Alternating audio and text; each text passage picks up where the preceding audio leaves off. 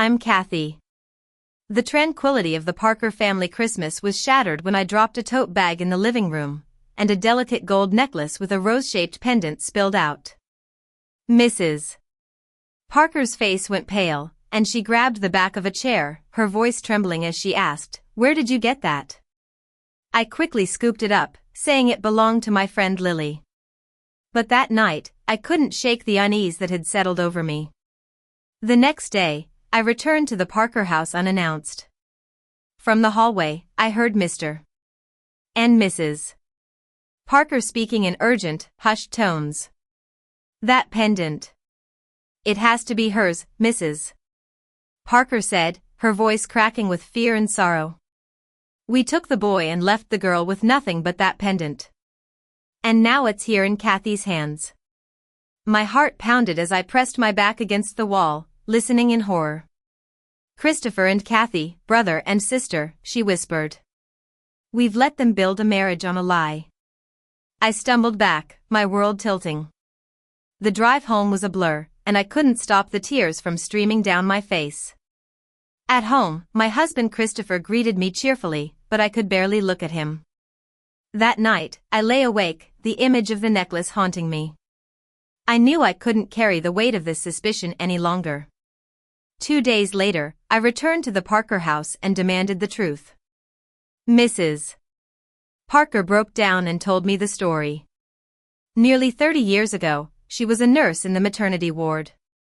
A young, unaccompanied girl gave birth to twins, a boy and a girl. The girl had a congenital heart defect, and the mother didn't want either child. Unable to have children of their own, Mr. and Mrs. Parker adopted the boy, Christopher. Before the girl was placed in foster care, Mrs. Parker gave her the rose pendant, a family heirloom, thinking she wouldn't survive. I was in shock. Christopher, my loving husband, was adopted, and somewhere out there, the twin sister he never knew had survived. Mrs. Parker thought I was that girl, but I quickly corrected her. The necklace belonged to Lily, my closest friend from foster care. She had been sickly as a child, with a weak heart, and had carried that pendant her entire life. As the realization dawned, Mrs. Parker began to sob. "Then she must be the girl," she said. "Not you. She's the twin." I felt a wave of relief, but also dread. If Lily was truly Christopher's sister, the truth would shatter her world. We knew we had to tell Lily. Christopher had just returned from a business trip, and we sat him down at the dining table and told him everything. His face went pale, and he was in disbelief. "All my life, you lied to me," he murmured. But then he said, "We can't waste another day. We go to her tonight." The drive through the desert was filled with unspoken thoughts and a storm of emotions. We arrived at Lily's apartment at dawn. When she opened the door, her eyes were tired, and her daughter, Ava, clung to her leg. I told her the story, and at first, she was in shock and disbelief. But as she listened, she slowly began to accept the truth. Christopher stepped forward and said, "It's true. You're my sister, and I'm adopted." Lily's eyes filled with tears, and she looked at him with a mix of anger and longing. "All this time, I wasn't just abandoned. I had a family, a brother," she whispered. Mrs. Parker reached out, sobbing, "I failed you. Please forgive me." For a moment, anger flashed in Lily's eyes, but then she looked at Christopher, and something softened. She bent down and picked up Ava, then slowly stepped forward and embraced Christopher. In that moment, a bond was formed, and decades of silence were broken. In the following weeks, Lily and her daughter moved in with the Parkers. Mrs. Parker cooked for them, and Mr. Parker took Lily to medical appointments. I helped Lily apply for a job as a teacher's aide at my school. Slowly, Lily began to heal, and the bitterness in her heart started to fade. As Christmas approached, the Parker house was filled with warmth and joy. We decorated the tree, hung stockings, and had a wonderful Christmas Eve dinner. Later that evening, I pulled Christopher aside and told him the news: we were having a baby. He was overjoyed, and when we announced it to the family, there were tears of happiness all around.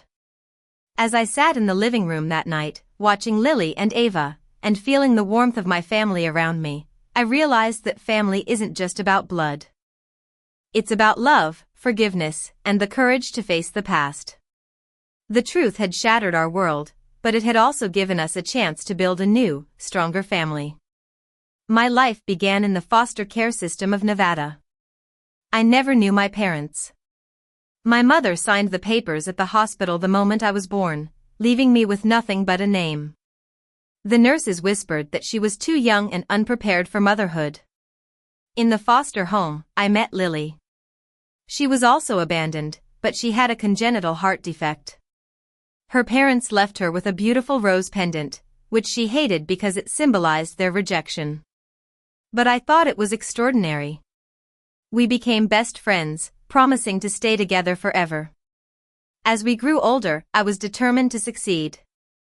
I studied hard and got into a local college, majoring in education. I wanted to be a teacher, to give children the love and support I never had. Lily, on the other hand, had a more difficult life. Her health problems made it hard for her to work, and she often felt tired and alone. One day, I met Christopher. He was a young engineer who had lost a bet and had to ask me for my number. At first, I thought it was just a joke, but there was something genuine about him. We started dating, and within 2 years, he proposed. I was overjoyed, but I was also afraid of meeting his parents. When I finally met Mr. and Mrs. Parker, I was surprised by their warmth and kindness. They welcomed me into their family with open arms, and I finally felt like I belonged. My marriage to Christopher was a happy one, and I loved my job as a teacher. But then, the discovery of the necklace changed everything. It led us to uncover the truth about Lily's past, and it brought our families together in a way we never could have imagined. Looking back, I realized that the pain of my childhood was not in vain. It led me to the people I love, and it taught me the true meaning of family. And as I look forward to the future, I know that with love and forgiveness, we can overcome any obstacle.